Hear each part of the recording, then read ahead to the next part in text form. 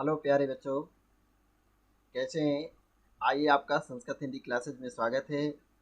मेटीलाल lecturer जेआरवी inter college राठ हमीरपुर उत्तर प्रदेश से। प्यारे बच्चों, आज हम आपको कक्षा 11 उत्तर प्रदेश माध्यमिक शिक्षा परिषद बोर्ड इलाहाबाद द्वारा कक्षा 11 के लिए निर्धारित पाठ्यक्रम के अनुसार हिंदी विषय में खंड का काव्य भाग है और काव्य भाग का हिंदी काव्य साहित्य का इतिहास, जिसे हम हिंदी पद्य साहित्य का इतिहास भी कहते हैं। और हिंदी पद्य साहित्य के इतिहास में आपका आज ये तीसरा चैप्टर है, तीसरा पार्ट है, इस तीसरा भाग है। इस तीसरे भाग के अंतर्गत हम आपको बहुत ही इम्पॉर्टेंट चीज़ें आपको बताएंगे और इसको पूरे मन लगा करके इसका पहला भाग, इसका दूसरा भाग, सेकंड भाग ज़रूर आप देखें। क्योंकि हिंदी गद्य साहित्य का, काव्य साहित्य का जो इतिहास है, ये इतिहास सभी हिंदी प्रेमियों को, जितने भी कक्षा चाहे बीएलएड हो, डीएलएड हो, बीएड है, बीटीसी है, टीटी है, सुपर टेट है, सीटेट है और यूपीएससी की प्रतियोगी परीक्षाओं में भी पूछे जाते हैं प्रश्न। इसलिए मिलिट्री और पुलिस की भर्ती जितनी भी हो रही, इन सभी में इससे प्रश्न पूछे जाते हैं। हमें आपको इसकी तैयारी करना ही चाहिए और पूरे मन लगा करके इसको इसलिए उद्देश्य के साथ तैयार करें। केवल परीक्षा के आपके ये माध्यमिक शिक्षा परिषद जो यूपी बोर्ड की जो परीक्षाएं हैं, केवल इसी के लिए ही नहीं बल्कि आगे आने वाली प्रतियोगी परीक्षाओं के लिए भी इम्पॉर्टेंट है। इसलिए इसको अति महत्वपूर्ण मान करके इस भाग को और इसके जो 3 भाग बनाए गए हैं, इन तीनों भागों को आपको देखना है। और जहाँ कहीं अशुद्धियाँ या कहीं कुछ परेशानी समझ में आती है या गलत समझ में आ रहा है, तो आप ज़रूर हमें कमेंट करिएगा, नोट करिएगा, हम उसको बताएंगे और उसको संशोधित भी करेंगे। तो इसी के साथ ही आइए पूरे मन के साथ प्रसन्नचित्त होकर के आप हिंदी पद्य साहित्य का तीसरा भाग की जो क्लास है, इसको हम लोग अटेंड करते हैं और इस पर देखते हैं। देखिएगा, ये आधुनिक काल आपको बताया गया था। आधुनिक काल के बारे में हम आप लोग अध्ययन करेंगे। इसके पहले के जितने भी काल थे वो सभी आप पढ़ चुके हैं। आधुनिक काल से ही प्रारंभ होता है। तो आधुनिक काल का जो प्रारंभ है सन 1857 से कहीं 1865 से लेकर के शुरू होता है। आइए, हिंदी में जो हिंदी साहित्य में आधुनिकता का सूत्रपात अंग्रेजी साम्राज्यवादी, जो अंग्रेजी साम्राज्य था और अंग्रेजी साम्राज्यवादी शासन प्रणाली के नवीन अनुभव से हुआ है कि अंग्रेज़ों ने जब यहाँ से अंग्रेज आए भारत में बाहर से, तो अंग्रेज़ों से जो अनुभव प्राप्त हुआ उसके आधार पर हिंदी साहित्य का आधुनिकता का एक नया सूत्रपात हुआ, नई शुरुआत हुई, जिसमें बाहर से बड़ी शांति दृष्टिगोचर होती है, दिखाई पड़ती है, किंतु अंदर इसके धन का अविरल प्रवाह विदेश की ओर अग्रसर हो रहा था। और यद्यपि अंग्रेज हमारा आर्थिक शोषण करते रहे और अपने देश की सरकारी और साथ ही साथ व्यक्तिगत खजाने की लगातार भरते रहे, तथापि फिर भी भारतवर्ष में वैज्ञानिक बोध का प्रसार, मतलब वैज्ञानिक प्रसार निरंतर बढ़ रहा था। अंग्रेजों के संपर्क के फलस्वरूप ही ये हुआ। जो हमारे यहाँ पहले आप देख रहे हैं ना, इससे सिद्ध हो गया जो वैज्ञानिक उन्नति हुई है वो अंग्रेजों के आने से ही इस भारत में हुई है। पहले हजारों 100 बीघे 200 बीघे ज़मीनें लोगों के पास होती थी और साल भर के खाने के लिए गल्ला मिल पाना बड़ा मुश्किल हो पाता था। और आज देखिए 2 बीघे 4 बीघे लोगों के पास खेती है और इतना अन्न उत्पादन होता है उससे कि आप पूरे साल भर के लिए भरण पोषण हो जाता है। ये जो आत्मनिर्भरता कृषि के क्षेत्र में हो, खाद्यान्न के रूप में, या हमारी अन्य क्षेत्रों में हो, चाहे वो भोजन, कपड़ा, मकान आदि विभिन्न क्षेत्रों में जो प्रसार हुआ है इस वैज्ञानिकता का, वो अंग्रेजों के आने से ही हुआ है। आधुनिक युग जीवन की यथार्थता के कारण, आधुनिक युग जीवन की यथार्थता के ग्रहण और विश्व के विभिन्न व्यापारों के बुद्धिपरक वैज्ञानिक दृष्टिकोण और साहित्य में सामान्य मानव की प्रतिष्ठा का युग रहा है। और यह आधुनिक चेतना हमें अंग्रेजों के संपर्क से ही उपलब्ध हुई है। इसलिए अंग्रेजों का कहीं आना हमारे लिए उतना घातक नहीं रहा जितना कि आत्मनिर्भरता में आज जो वैज्ञानिक बोध हुई है, जो हमारी सोच में परिवर्तन हुआ है, उसमें कहीं न कहीं सहायक भी रहे हैं। और इसीलिए ये वैज्ञानिक जो बुद्धिपरक वैज्ञानिक जो दृष्टिकोण रहा है विभिन्न व्यापारों में, आधुनिक हिंदी काव्य इसी आधुनिक बोध से ओत प्रोत आधुनिक चेतना से अनुप्राणित काव्य है। आचार्य रामचंद्र शुक्ल जी ने आधुनिक काल का जो प्रारंभ है वो 1843 ईस्वी से सन 1900 अर्थात सन 19 संवत 1900 विक्रमी से माना है। अनेक विद्वानों की सम्मति अर्थात सहमति के अनुसार ही इसका प्रारंभ 19वीं सदी के मध्य से होता है। 7-8 वर्ष आगे पीछे जाने से यह तथ्य विवादास्पद नहीं है, अर्थात आगे 7-8 वर्ष आगे पीछे भी हो जाता है तो भी उसमें विवाद नहीं होना चाहिए। अध्ययन की सुविधा के अनुसार आधुनिक काल का जो उप विभाजन है वो इस प्रकार से किया गया है। इस पर हम लोग विस्तार से ध्यान देंगे और बहुत मनन चिंतन के साथ बहुत ध्यान से इसको अध्ययन करेंगे। पुनर्जागरण काल देखिए, पहला कहा जाता है भारतेंदु युग या पुनर्जागरण काल इसे कहा जाता है। पूर्व भारतेंदु युग तो आधुनिक उसमें हिंदी गद्य में आप चले जाएंगे, लेकिन आप अभी यहाँ पर पढ़ रहे हैं भारतेंदु युग अर्थात पूर्व भारतेंदु युग नहीं, आप यहाँ पर पुनर्जागरण काल सन 1857 से लेकर के 1900 ईस्वी के बीच ये सुधार काल अर्थात पुनर्जागरण काल कहलाता है। और फिर इसके बाद आता है जागरण काल, ये द्वितीय युग कहलाता है। और द्वितीय युग का जो सूत्रपात है सन 1900 से लेकर के 1922 ईस्वी तक रहा है। छायावादी युग जो आप देख रहे हैं, छायावादी युग या शुक्ल युग, ये आपका सन 1923 ईस्वी से लेकर के 1938 ईस्वी के मध्य रहा माना जाता है। और इसके बाद आता है छायावादोत्तर युग। छायावादोत्तर युग को हम दो भागों में बांटे हैं, पहला प्रगतिवाद या प्रयोगवाद के नाम से जाना जाता है, दूसरा है नई कविता का युग। तो आप ये 4 भागों में बांटे गए हैं और चौथे को हम 2 उप भागों में भी बांटे हैं। इस प्रकार से आप देखिएगा प्रगतिवाद या प्रयोगवाद, इसका जो सूत्रपात हुआ है वह 1938 से लेकर के 1960 ईस्वी के बीच माना जाता है। फिर नई युग की कविता का जो प्रारंभ हुआ है सन 1960 ईस्वी से लेकर के और अब तक का जो समय है ये नई कविता का युग माना जाता है। तो इस प्रकार से हमने जो ये काल विभाजन है इस पर आधारित आपसे प्रश्न पूछे जाते हैं और ये इसको ध्यान में रखेंगे। इसको अध्ययन की दृष्टि से कहीं ना कहीं बहुत ज़्यादा हमारे आपके लिए लाभकारी है। आइए चलते हैं और अब आगे क्या हम पुनर्जागरण काल या भारतेंदु युग किसे कहते हैं, कैसे इसमें हिंदी काव्य का विकास हुआ है, इस पर प्रकाश डालेंगे। पहले तो आइए भारतेंदु युग देखिएगा, ये हम आपसे सबसे पहले चर्चा करेंगे प्रमुख कवि एवं उनकी रचनाएं हैं जो भारतेंदु युग है। भारतेंदु युग में भारतेंदु युग के जो प्रमुख कवि थे उनमें थे भारतेंदु हरिश्चंद्र जी और श्रीधर पाठक जी, दो प्रमुख रहे। और इनकी जो प्रमुख देखिए, भारतेंदु हरिश्चंद्र जी ने बहुत सी रचनाएं की हैं, प्रेम माधुरी है, प्रेम प्रलाप है, प्रेमाश्रु है, प्रेम सलिल है, इस तरह से बहुत सी रचनाएं प्रेम पर आधारित आपने की हैं। और कश्मीर कुसुम भी आपका लिखा हुआ है। श्रीधर पाठक जी ने देखिए कश्मीर सुषमा लिखी है। इसी प्रकार अगला आता है द्वितीय युग। द्वितीय युग के जो प्रमुख कहलाए हैं वो हैं मैथिली शरण गुप्त जी हैं और अयोध्या सिंह उपाध्याय हरिऔध जी हैं। और ये दोनों पाठ हमारे आपके पाठ्यक्रम में हैं। ये मैथिली शरण गुप्त जी ने साकेत लिखा है और साकेत के माध्यम साकेत के कुछ अंश हमें आपको पढ़ने को आपके पाठ्यक्रम में रखे गए हैं। अयोध्या सिंह उपाध्याय हरिऔध जी हैं, इन्होंने प्रिय प्रवास लिखा है। क्या लिखा है? प्रिय प्रवास। और प्रिय प्रवास पर आधारित आपको पौन दूतिका नामक पाठ हमारे काव्य में मतलब पाठ्यक्रम में रखा गया है। इसके बाद छायावादी युग आ जाता है और छायावादी युग के प्रमुख जो लेखक हैं कवि हैं वो जयशंकर प्रसाद जी हैं और महादेवी वर्मा जी हैं।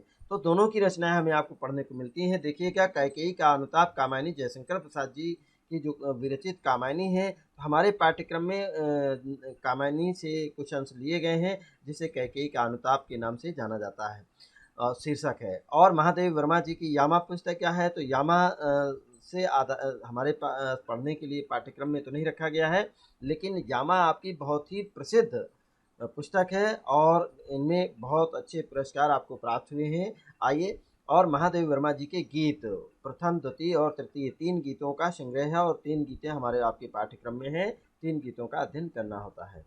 आइए, इसके बाद आता है प्रगतिवादी युग प्रारंभ होता है। जो प्रगतिवादी युग आप देख रहे हैं ना, प्रगतिवादी युग, ये प्रगतिवादी युग में शिवमंगल सिंह सुमन जी हैं और रामधारी सिंह दिनकर, दो इसके प्रमुख कवि हैं। और इनकी सुमन सिंह की देखिएगा, शिवमंगल सिंह की जो प्रमुख रचना है प्रलय सृजन, ठीक है, प्रलय सृजन शिवमंगल सिंह की है। और इसके बाद आता है रामधारी सिंह दिनकर। रामधारी सिंह दिनकर जी ने लिखा उर्वशी और उर्वशी पुरुरवा और अभिनव मनुष्य। ये रामधारी सिंह दिनकर जी का उर्वशी पुरुरवा, उर्वशी और रामधारी ये अभिनव मनुष्य, ये तीन काव्य हमें आपको पाठ्यक्रम में रखे गए हैं। उसके बाद आता है प्रगतिवादी युग के बाद आता है प्रयोगवाद। तो प्रयोगवादी युग, प्रगतिवादी युग और प्रयोगवादी युग। आज्ञेय जी, इसके लेखक कौन है? आज्ञेय जी हैं। और आज्ञेय जी का पूरा नाम आपसे पूछा जाता है कई बार, तो आप बताएंगे सच्चिदानंद हीरानंद वात्स्यायन आज्ञेय। ये आपके आज्ञेय जी का पूरा नाम है। और इनके द्वारा आपको जो रचनाएं हैं वो पढ़ने को मिलेंगे। आंगन के पार द्वार, बहुत अच्छी रचना है, पढ़िए, बहुत सुंदर है, आंगन के पार द्वार। और नागार्जुन, नागार्जुन जी भी प्रयोगवादी युग के प्रमुख कवि हैं। प्यासी पथराई आंखें, बहुत सुंदर काव्य है। आइए, इसके बाद आता है नई कविता। नई कविता जो है का प्रारंभ आपको बताया जा चुका है कब से कब तक, और अभी चल रहा है इसका। गिरजा कुमार माथुर और भवानी प्रसाद मिश्र इसके प्रारंभिक कवि रहे। और आपने गिरजा कुमार माथुर जी का है धूप के धान, ठीक है, धूप के धान, बहुत अच्छा। देखिए, हमारे कुछ आचार्यों ने आज देखिए आपको एक नई काव्य के रूप में आपको बताएंगे संक्षेप में ही, कि हम वो उस ओखली के धान हैं, हम उस ओखली के धान हैं, जितना कूटे जाएंगे उतने ही उज्जवल होते जाएंगे। आप देख रहे हैं ना, आप जैसे विद्यार्थी जीवन होता है, जितना कठिन मेहनत करते हैं, जितना आपको कहीं न कहीं डांट डपट करके और अच्छे से आप तैयारी करते हैं, जितनी मेहनत करते हैं, जितना आप कष्ट उठाते हैं पढ़ाई में, उतना ही आपके अंदर निखार आता है, उतनी ही चमक आती है। इसलिए आपको कहा गया है। धूप के धान आपको बहुत अच्छा गिरजा कुमार माथुर जी द्वारा विरचित है। और भवानी प्रसाद मिश्र जी ने खुशबू के शिलालेख, कितने बढ़िया बताएगा, खुशबू के शिलालेख आपकी प्रसिद्ध रचना है। नई कविता के आपने इस पर अध्ययन किया है। आइए, कुछ और भी हैं। भारतेंदु युग, इस पर हम विस्तार पूर्वक अध्ययन करेंगे। भारतेंदु युग का प्रारंभ कब से हुआ और कौन इसमें प्रमुख रहे, इनकी कैसी भाषा शैली रही, इस पर हम संक्षेप में चर्चा करेंगे। देखिएगा, हिंदी कविता में आधुनिकता का जो स्वर है, सर्वप्रथम भारतेंदु हरिश्चंद्र की रचनाओं में सुनने को मिला। हिंदी काव्यधारा में नवजीवन के संचरण के लिए उन्होंने ही कविता वर्धनी सभा, इन्होंने क्या बनाया था? भारतेंदु हरिश्चंद्र जी ने कविता वर्धनी सभा जैसी नवीन साहित्यिक संस्था की स्थापना की थी। और उसके प्रमुख मुख्य पत्र के रूप में एक पत्र प्रकाशित हुआ, कविता वर्धनी जो सभा थी, इसके द्वारा एक पत्र का, समाचार पत्र का प्रकाशन होता था, जिसका नाम था कवि वचन सुधा। और आपसे पूछा जाता है कवि वचन सुधा के प्रकाशक कौन थे, या भारतेंदु हरिश्चंद्र जी द्वारा प्रकाशित ये कौन सा पत्र था, उस पत्र का नाम बताइए। तो आप बताएंगे, याद रखेंगे, कवि वचन सुधा, भारतेंदु हरिश्चंद्र जी। भारतेंदु जी की इस साहित्यिक संस्था की बैठकों की सूचना इसी पत्रिका में छपा करती थी।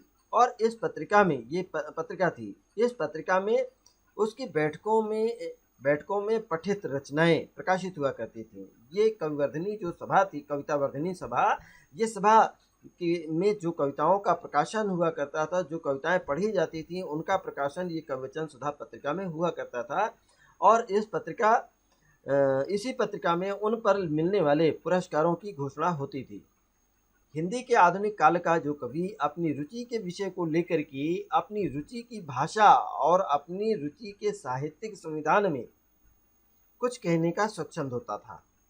आधुनिक हिंदी काव्य आधुनिक कवियों के इसी स्वच्छंद और समर्थ व्यक्तित्व की अभिव्यक्ति है। तो आपको बताया कि आधुनिक हिंदी काव्य जो है, आधुनिक कवियों के इसी स्वच्छंद और सामर्थ्य व्यक्तित्व की अभिव्यक्ति है। आइए, वो मनुष्य की सीमा, देखिए, ये मनुष्य की सीमा है कि नवीनता के प्रति अत्यधिक आग्रहशील व्यक्ति भी परंपरा के प्रभाव से अपने को संपूर्णतः मुक्त नहीं कर पाता है। भारतेंदु को एक ओर हम देश के आर्थिक शोषण से विक्षुब्ध और स्वदेश के प्रति की भावना से ओतप्रोत मातृभाषा की प्रतिष्ठा वृद्धि के लिए कृत संकल्प थे। समाज के सुसंस्कार के हित में सहज तत्पर रहते थे। प्रकृति की दिव्य शोभा के प्रति स्नेहिल स्वभाव देखने को मिलता है। और दूसरी ओर वे वल्लभ संप्रदाय से दीक्षा ग्रहण भी करते नजर आते हैं। राज्याश्रित कवियों की भांति महारानी विक्टोरिया, राज्याश्रित कवि जो के रूप में जैसे महारानी विक्टोरिया की प्रशंसा में भी तल्लीन नजर आए। और रीतिकालीन कवियों के सम्मान समान रीतकालीन कवियों के समान काव्य की श्रृंगार सज्जा में भी प्रवीण रहे, अर्थात श्रृंगार रस की रचनाएं भी आपने की है। उनके समकालीन कवियों में भी इसी द्विधा अर्थात इसी द्विधा व्यक्तित्व की अव्यंजना मिलती है। भारतेंदु जी स्वयं तो सन 1885 ईस्वी में दिवंगत हो गए थे, किंतु उनके समकालीन प्रताप नारायण मिश्र जी थे, बद्री नारायण प्रेमघन, चौधरी प्रेमघन, अंबिका दत्त व्यास आदि का काव्याभ्यास जो 19वीं शताब्दी के अंत तक चलता रहा।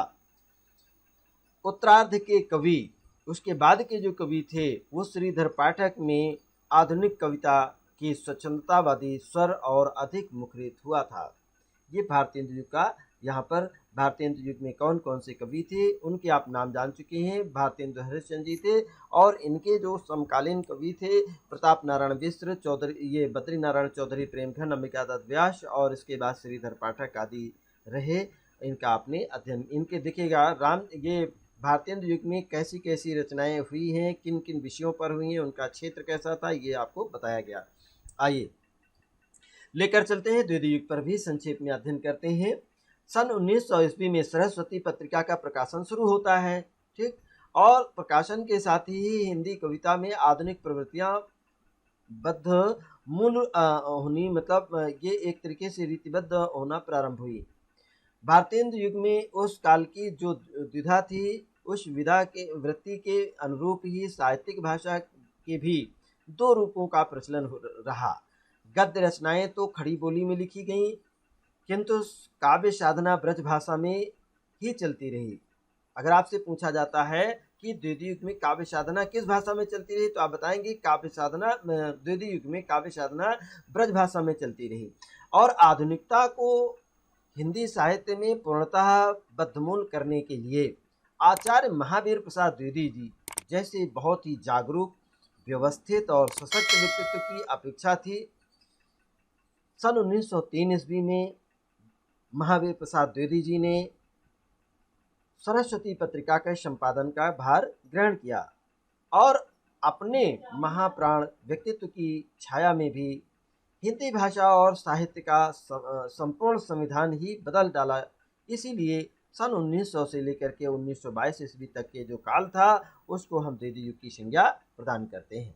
आचार्य महावीर प्रसाद द्विवेदी जी की विशेष जो प्रसिद्धि है, हिंदी गद्य को परिष्कृत किया है, परिमार्जित किया है और व्याकरण सम्मत बनाने की दृष्टि से जाने जाते हैं। किंतु इससे भी अधिक उनका महत्व हिंदी के जो शब्द भंडार था, उन्होंने शब्द भंडार की अभिवृद्धि की है, अर्थात शब्दों के भंडार, नवीन शब्दों की संरचना करके हिंदी को और अधिक समृद्धिशाली बनाया है। उसकी अव्यंजना शक्ति के संवर्धन और उसे ज्ञान विज्ञान की नवीनतम धाराओं की अभिव्यक्ति के योग्य बनाने का रहा है। हिंदी कवियों को उन्होंने ब्रजभाषा के मध्ययुगीन माध्यम को छोड़ करके खड़ी बोली का आधुनिक माध्यम, अर्थात खड़ी बोली का आधुनिक माध्यम अपनाने की प्रेरणा दी। आचार्य द्विवेदी जी के दर्शन, जो आचार्य महावीर प्रसाद द्विवेदी जी के काव्य दर्शन में विशेष रूप से उसकी जड़ पक्षों के प्रति प्रबल विद्रोह का स्वर रहा, और साथ ही साथ नए क्षेत्रों एवं प्रदेशों के पथ पर भी अग्रसर होने का आह्वान का भी संदेश दिया है आपने। इस प्रकार आपने द्वितीय युग के बारे में जाना कि द्वितीय युग में सबसे अहम जो है ये सरस्वती पत्रिका का प्रकाशन रहा है, और सरस्वती का जो पत्रिका का प्रकाशन है वो आचार्य महावीर प्रसाद द्विवेदी ने सन 1903 ईस्वी में इसको संभाला। और इसके देखिएगा प्रकाशन का वर्ष था 1900, और द्विवेदी जी ने जो संभाला संपादन का कार्य वो 1903 ईस्वी में। आइए आगे लेकर चलते हैं कुछ, ये आधुनिक काव्य की दृष्टि से, आइए द्वितीय युग का ही है। आधुनिक काव्य की दृष्टि के अनुरूप उन्होंने कविता को मन के भाव के आवेग का सहज उद्गार बताया, और उनकी धारणा थी कि चींटी से लेकर के हाथी पर्यंत पशु, भिक्षुक से लेकर के राजा पर्यंत जितने भी मनुष्य हैं, बिंदु से लेकर के समुद्र पर्यंत जितना भी जल है, जल, अनंत आकाश, अनंत पर्वत, सभी को लेकर के कविता लिखी जा सकती है, सभी से उपदेश मिल सकता है। लोग देखिएगा हिंदी में जो नीति परक आप उपदेश पढ़ते चले जा रहे हैं, तो काक चेष्टा को ध्यान, ये कहाँ से आप उदाहरण ले, कौवे से ले रहे हैं, बगुले से ध्यान दे लगा रहे हैं, कुत्ते से भी सीख रहे हैं। और किस तरीके से नदियों से भी कहा जाता है कि नदियाँ स्वयं अपना पानी नहीं पी जाती हैं, फल स्वयं, ये पेड़ स्वयं अपना फल नहीं खा जाते हैं। परोपकाराय शतम विभूति, उसी तरह से परोपकार जो होता है सज्जन लोगों की सबसे बड़ी विभूति होती है। इस तरीके से प्रकृति से भी आपको उपदेश मिलता है। सूरज और चंद्रमा पृथ्वी पर निरंतर प्रकाश फैलाते हैं, लेकिन कभी ऊंच नीच, छुआछूत, भेदभाव, जातिवाद, भाषावाद, धर्मवाद पर आधारित उनका कोई भी प्रकाश नहीं रहा। सभी के लिए समान रूप से वो प्रकाश फैलाते हैं। ये हम सभी मानव को संदेश देते हैं, एकता का मार्ग प्रशस्त करते हैं और सभी के लिए उपदेश मिलता है। सभी के वर्णन से मनोरंजन हो सकता है। आचार्य महावीर प्रसाद द्विवेदी के इस व्यापक काव्य दर्शन को लेकर के मैथिली शरण गुप्त जी और उनके समकालीन अयोध्या सिंह उपाध्याय, हरिऔध जी, कामता प्रसाद गुरु जी, लोचन प्रसाद पांडे जी आदि ने कविताएं लिखी हैं। इनके विचारधारा से प्रभावित होकर के अयोध्या ये प्रमुख जो लेखक रहे हैं इन्होंने रचनाएं की हैं। और देखिएगा अयोध्या सिंह उपाध्याय जी का आप पढ़ते हैं पवन दूतिका, कितना लोक सेविका के रूप में उन्होंने आपको दिया है कि पवन से उन्होंने किस तरीके से समाज के कल्याण के लिए, किसानों की, महिलाओं की कल्याण के लिए, सभी के लिए और मजदूरों तक को लिए उन्होंने ध्यान में रखा और जन जागृति पैदा की कि सभी के प्रति हमारा ऐसा भाव होना चाहिए। तो आइए आप इसी प्रकार से कामता प्रसाद मैथिली शरण गुप्त जी ने भी राष्ट्र कवि कहलाए हैं भैया, ये राष्ट्रीय कवि के रूप में माने जाते हैं। राष्ट्र कवि मैथिली शरण गुप्त जी, इनको उपाधि दी गई है। अब आइए इनकी रचनाओं में भी हमें परंपरा और प्रयोग, देखिए परंपरा और प्रयोग दोनों के स्वर सुनने को मिलते हैं। ये परंपरा क्या है, परंपरा में जो प्राचीनतम परंपराएं रही हैं कहीं न कहीं उनका क्या महत्व रहा है, क्या नए नए इन्होंने संदेश दिए हैं, उन संदेशों का प्रयोग का उपदेश दिया है। आचार्य महावीर प्रसाद द्विवेदी जी बहुत ही सरल हृदय के होते हुए भी मूलतः बुद्धिवादी थे। उनकी जो बौद्धिक शक्ति थी बहुत तीव्र थी और उन्होंने बौद्धिक शक्ति को प्रबल बनाने के लिए उन्होंने जोर दिया है। और उनके इसी व्यक्तित्व के अनुरूप उनके युग के साहित्य में इस जगत के जीवन प्रवाह का बुद्धिपरक व्याख्यान मिलता है।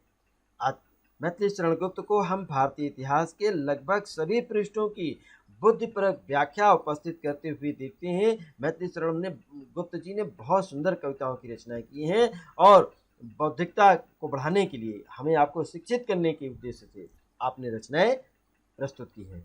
देखिएगा जो उनके रसात्मक व्यक्तित्व के कारण सरस भी हैं। अयोध्या सिंह उपाध्याय, हरिऔध जी ने पहले कृष्ण और फिर राधा की कथा को आधुनिक बुद्धिवादी दृष्टिकोण के अनुरूप अपनी नवीन कलेवर देकर के उपस्थित किया और फिर कालांतर में इसी दृष्टि से वैदेही वनवास का प्रसंग प्रस्तुत किया है। इस काल में अकेले रत्नाकर जी को आप देखिए, अकेले रत्नाकर जी परंपरा के साथ पूर्णतः आबद्ध होकर के मध्ययुगीन विषयों पर, मध्ययुगीन काव्य भाषा में मध्ययुगीन कला सौष्ठव की सृष्टि करते नजर आते हैं। और इतना ही नहीं, आइए कुछ और भी हमारे कवि हैं। अब आपको लेकर चलते हैं छायावादी युग में। अभी आपने भारतीय युग के काव्य के बारे में अध्ययन किया, कौन कौन से लेखक थे, कैसी कैसी रचनाएं उन्होंने, किन किन, उनका विषय क्षेत्र क्या था अध्ययन कविताएं करने का। इसी प्रकार द्विवेदी जी का आपने अध्ययन किया है, द्विवेदी युग का। अब आप अध्ययन करने जा रहे हैं छायावादी युग का। तो प्यारे बच्चों, छायावादी युग के हम सबसे पहले देखेंगे कि छायावादी युग में क्या इसका कब से कब तक है और क्या इस कौन सा पत्रिका देखिए प्रकाशन इसमें हुआ है, कैसे कैसे उनके लेख थे, इस पर प्रकाश डालेंगे। द्विवेदी जी का जो रचना काल देखिए, प्रसाद जी का, अब प्रसाद क्या नाम था, प्रसाद जी का रचना काल। प्रसाद कौन थे, जयशंकर प्रसाद जी, ये जिनकी प्रारंभिक रचनाओं में स्व अनुभूति का स्वर प्रधान है। स्व अनुभूति मतलब स्वयं के अनुभव उन्होंने अपनी कविताओं में पिरोया है। द्विवेदी युग के मध्यकाल सन 1909 से इंदु नामक पत्रिका थी। इसका प्रकाशन के साथ आरंभ होता है इंदु पत्रिका का। और इंदु के प्रथम काल का प्रथम किरण में ही हम उन्हें स्वच्छंदतावाद का उद्घोष करते देखते नजर आए हैं। देखिएगा, स्वच्छंदतावाद साहित्य में विद्रोह का स्वर कहा जाता है। ये जो स्वच्छंदतावादी कवि हो गए और मनमानी अपनी रचनाएं प्रस्तुत करने लगे, ये इनके विद्रोह का स्वर नजर आता है। सामाजिक जीवन में भी वो रूढ़ियों एवं और परंपराओं के प्रति विरोध और व्यक्ति के अपनी रुचि के अनुसार कार्य करने की प्रवृत्ति के रूप में प्रकट हुआ है। साहित्य में वो अत्यधिक सामाजिकता के विरोध में है, आत्मानुभूति की अभिव्यक्ति को प्रश्रय देता है। स्वच्छंदतावादी साहित्यकार स्वभावतः अनुभूतिशील और भावुक मनोवृत्ति का होता है। वो जीवन को अपनी भावना और कल्पना से अनुरंजित करके उपस्थित करता है। वो मूलतः सौंदर्य का साधक होता है। छायावादी युग में जो रचनाएं हैं, देखिएगा, कवि के स्वभाव को व्यक्त करते हुए बताया कि वो मूलतः सौंदर्य के साधक होता है और उसकी यह सौंदर्य साधना कभी मानवीय रूप के लिए होती है, कभी मानवीय रूप के लिए होती है, तो कभी प्रकृति के प्रति उन्मुख तथा कभी किसी दिव्य अनुभूति से कहीं न कहीं प्रेरित होती है। तो ये द्वितीय युग के और भी आइए अध्ययन करते छायावादी युग के बारे में। स्वच्छंदतावादी काव्य रचनाओं का कला पक्ष भी देखिए, अभी अपने काव्य विषय देखा भाव पक्ष, अब आप आइए कला पक्ष भी नवीनता को लिए होता है। उसमें मौलिकता कल्पना का स्वच्छंद विलासी ही दृष्टिगोचर होता है। हिंदी का छायावादी काव्य इन सभी विशेषताओं से समन्वित है, मिला जुला है। साथ ही उसमें भारतीय जीवन धारा की कुछ परंपरागत और कुछ युगीन प्रवृत्तियां भी प्रकट हुई हैं। परंपरागत प्रवृत्तियां आध्यात्मिकता का संस्पर्श और वैष्णव भक्ति भावना तथा युगीन प्रवृत्तियां राष्ट्रीयता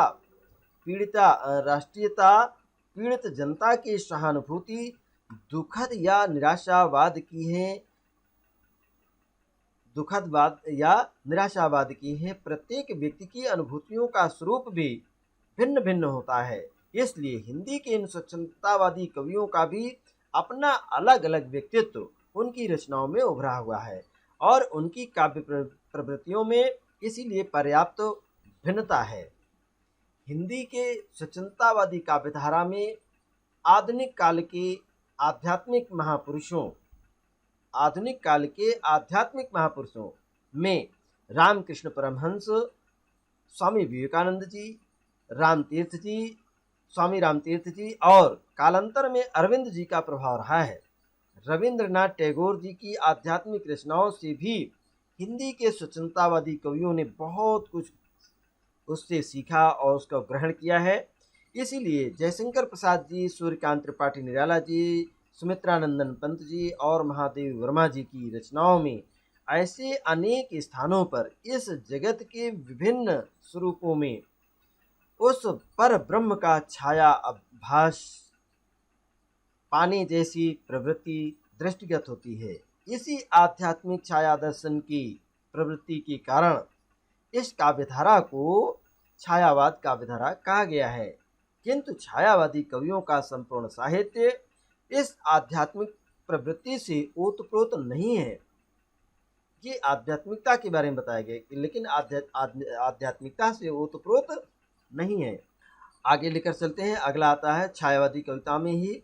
छायावादी कविता का ह्रास का सबसे बड़ा जो कारण था, विदेशी शासन के दमन चक्र के नीचे पिसते हुए भारतीय जनसाधारण की निरंतर बढ़ती हुई पीड़ा को कहा जा सकता है। उसी के बोध को लेकर के जयशंकर प्रसाद जी, सूर्यकांत त्रिपाठी निराला जी और पंत जी अपने मनोलोक की भावना और कल्पना के प्रदेशों से निकल करके कठोर यथार्थ की भूमि पर उतरते आए।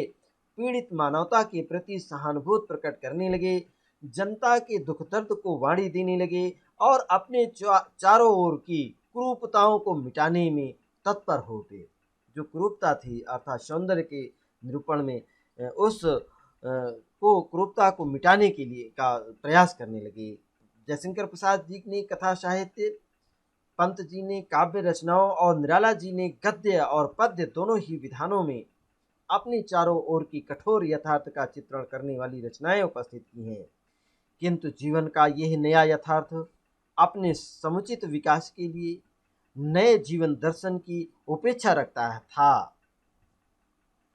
नए जीवन दर्शन की अपेक्षा रखता था अर्थात इच्छा कर रखता था।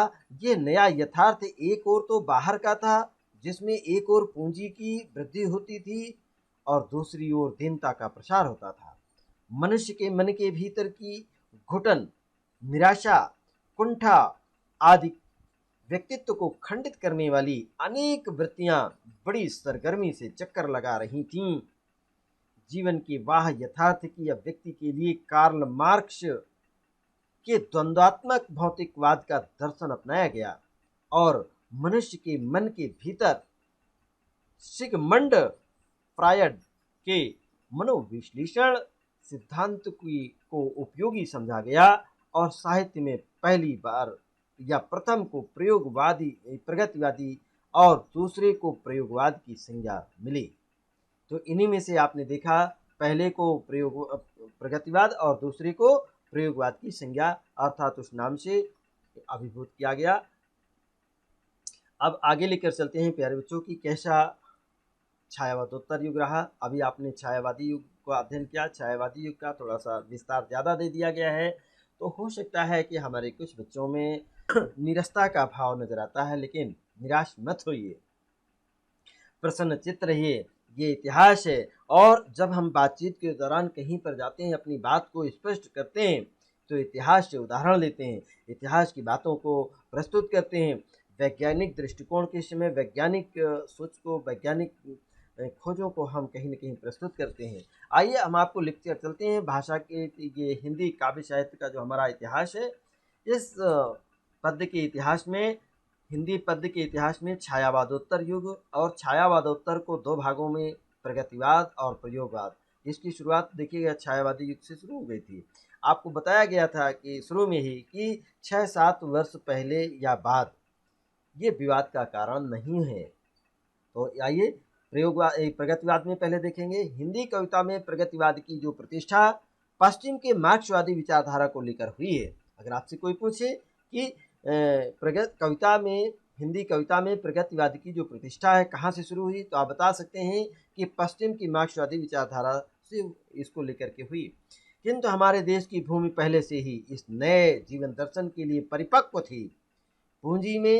यूरोप में पूंजीवादी सभ्यता के पर्याप्त विकसित हो जाने पर उनकी जो दुर्बलताएं थीं, अर्थात पूंजीवादी की जो कमजोरी थी, उस कमजोरी को भली प्रकार पहचान करके उन्हें दूर करके नवीन सभ्यता के आविर्भाव की दृष्टि से, अर्थात नवीन सभ्यता का उदय करने की दृष्टि से साम्यवाद और एवं अन्य प्रगतिशील विचारधाराओं का विकास हुआ या जन्म हुआ। हमारे देश में भी औद्योगिकरण का क्रम बड़ी द्रुत गति से, तीव्र गति से धीरे धीरे चलता रहा और उसके फलस्वरूप मजदूर संगठन और उनकी देखा देखी किसान सभाएं भी बनने लगी थीं। सन 1917 में रूस की राज्य क्रांति के बाद सोवियत शासन स्थापित हो जाने पर भारतीय बुद्धिवादी भी सर्वहारा वर्ग को संगठित करके जन क्रांति की बात सोचने लगा था। पंडित जवाहरलाल नेहरू और रविन्द्रनाथ ठाकुर जैसे महापुरुषों ने भी रूसी क्रांति और सोवियत शासन का स्वागत किया था, अभिनंदन किया था। इसी पृष्ठभूमि में सन 1936 ईस्वी की लखनऊ में कांग्रेस के समय प्रगतिशील लेखक संघ की स्थापना की गई थी।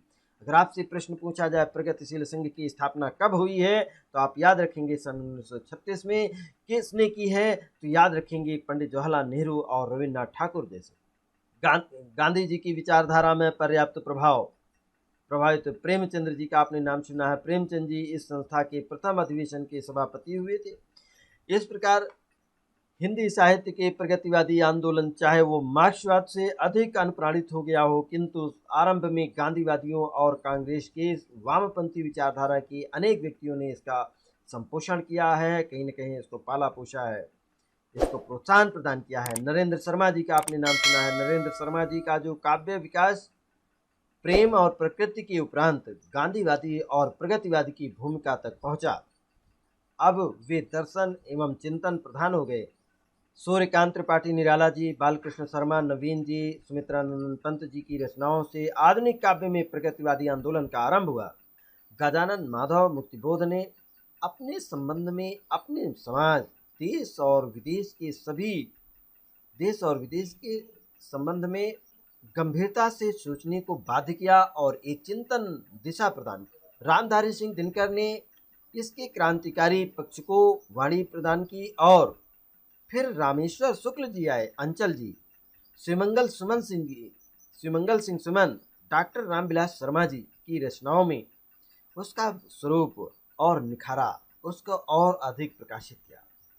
इस प्रकार से ये प्रगतिवाद के बारे में आपने जाना और प्रगतिवाद का कुछ और पक्ष आइए लेकर चलते हैं। प्रगतिवाद के साथ साथ मनुष्य के मन के यथार्थ को अव्यक्त करने वाली प्रयोगवादी काव्यधारा भी सच्चिदानंद हीरानंद वात्स्यायन अज्ञेय। अब देखिए, प्रयोगवादी कविता के विचारक थे, अज्ञेय जी ने के नेतृत्व में प्रवाहित हुई और अर्थात प्रयोगवादी काव्यधारा की जो सूत्रपात करने वाले, उसका नेतृत्व करने वाले कौन थे? हीरानंद सच्चिदानंद वात्स्यायन अज्ञेय जी थे। इस काव्यधारा के कवियों पर प्रारंभ में ही फ्रायड मनोविश्लेषण सिद्धांत का प्रभाव विशेष रूप से था और सन 1943 ईस्वी में अज्ञेय जी ने अपनी पीढ़ी के 6 कवियों के सहयोग से तार सप्तक का प्रकाशन किया था। आपसे पूछा जाता है कि तार सप्तक का प्रकाशन किसने किया, तो आप बताएंगे सच्चिदानंद हीरानंद वात्स्यायन अज्ञेय जी ने किया था। कब किया था, तो आप बताएंगे सन 1943 ईस्वी में तार सप्तक का प्रकाशन हुआ। आइए, इस काव्यधारा को प्रयोगवाद की संज्ञा दी गई है, अर्थात प्रयोगवादी जो काव्य था, इसके सूत्रपात करने वाले कौन थे, इसके प्रमुख कवि कौन थे, जिन्होंने इसका नेतृत्व किया है, वो अज्ञेय जी थे। इस संबंध में अज्ञेय जी का ये वक्तव्य उनका था कि प्रयोगवाद सभी कालों के कवियों ने किया है। जो प्रयोग सभी कालों के कवियों ने किया है। किसी एक काल में किसी विशेष दशा में प्रयोग करने की प्रवृत्ति स्वाभाविक ही है, किंतु कवि क्रमशः अनुभव करता आया है कि जिन क्षेत्रों में प्रयोग हुए हैं उनसे आगे बढ़ करके अब उन क्षेत्रों का अन्वेषण होना चाहिए, एक नई खोज, नई दिशा होनी चाहिए जिन्हें अभी नहीं छुआ गया है। उन पक्षों को भी हमें, जिनको अभेद्य मान लिया गया है, उन पक्षों पर भी हमें अपने विचार, अपनी कविताएं, अपने स्वर को मुखरित करना चाहिए। ये अज्ञेय जी का कथन था और उनके विचार थे। आगे लेकर चलते हैं। नई कविता का युग आ गया। नई कविता का जो प्रारंभ है वो सूत्रपात सन 1959 ईस्वी से प्रारंभ होता है। तीसरे सप्तक के प्रकाशन तथा प्रयोगवाद के समाप्ति के साथ ही सन 1960 में नई कविता का जन्म हुआ। अगर आप नई कविता, सन 1959 में तीसरे सप्तक का प्रकाशन हुआ प्रयोगवादी कविता के बाद। अब सन 1960 में नई कविता का सूत्रपात हो गया, इसका जन्म माना गया। मनुष्य के मन का आलोक अब सर्वाधिक अभेद्य रहा था और अज्ञेय जी और प्रयोगवादी कवियों के सौभाग्य से फ्रायड ने इसकी अर्गला खोल दी थी, पहले ही मुखरित कर दिया था। भवानी प्रसाद मिश्र जी का आप नाम सुने हैं, गिरिजा कुमार माथुर जी का नाम सुने हैं, धर्मवीर भारती आदि थे की रचनाओं में आधुनिक मनोविज्ञान के विभिन्न सिद्धांतों संबंधित विचार प्रवाह, मुक्त चेतना धारा, मनोविश्लेषण आदि के अनुरूप मनुष्य के मनोलोक की अर्थात हृदय की भावनाओं का प्रवाह, स्वप्न अवचेतन के भाव खंडों आदि के चित्रण देखने को मिलते हैं।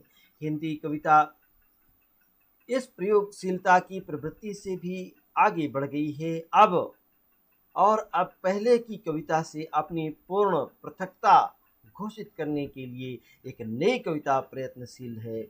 सन 1954 ईस्वी में डॉक्टर जगदीश प्रसाद गुप्त जी और डॉक्टर रामस्वरूप चतुर्वेदी जी के संपादन में नई कविता काव्य संकलन के प्रकाशन से आधुनिक काव्य के इस नए रूप का शुभारंभ हुआ था और वो इसी नाम के संकलनों में ही नई कल्पना ज्ञानोदय,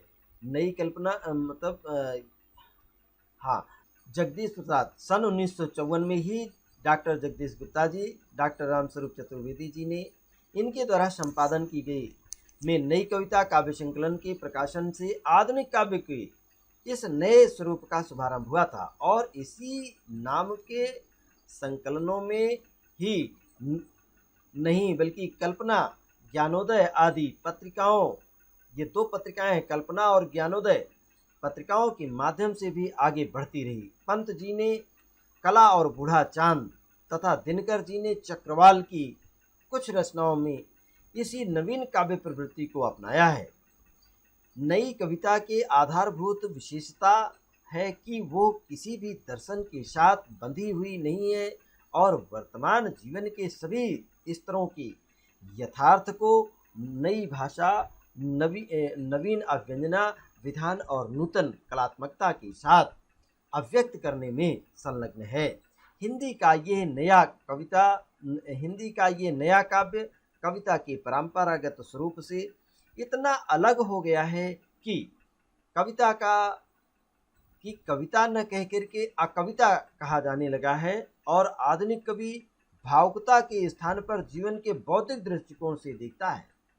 यहाँ पर आधुनिक दृष्टिकोण को, ये जो आधुनिक कवि है वो भावुकता के नहीं बल्कि बौद्धिकता को प्रधान माना है और इसीलिए उसे काल्पनिक आदर्शवाद के स्थान पर कटु यथार्थ अधिक आकृष्ट करता है, अर्थात अधिक कहीं न कहीं अपनी ओर सम्मोहित करता हुआ नजर आ रहा है। इसी के साथ प्यारे बच्चों, जो आज की हमारी ये क्लास है अब समाप्त होती है।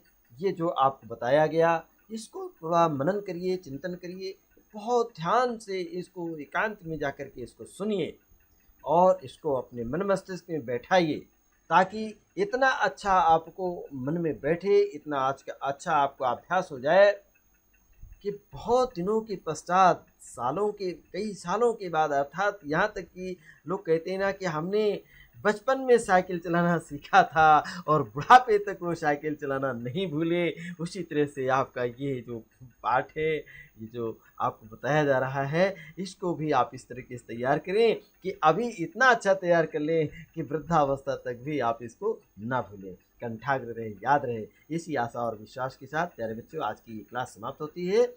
आप अपना ख्याल रखें, खुश रहें, प्रसन्न रहें और हमारी शुभकामनाएं हैं।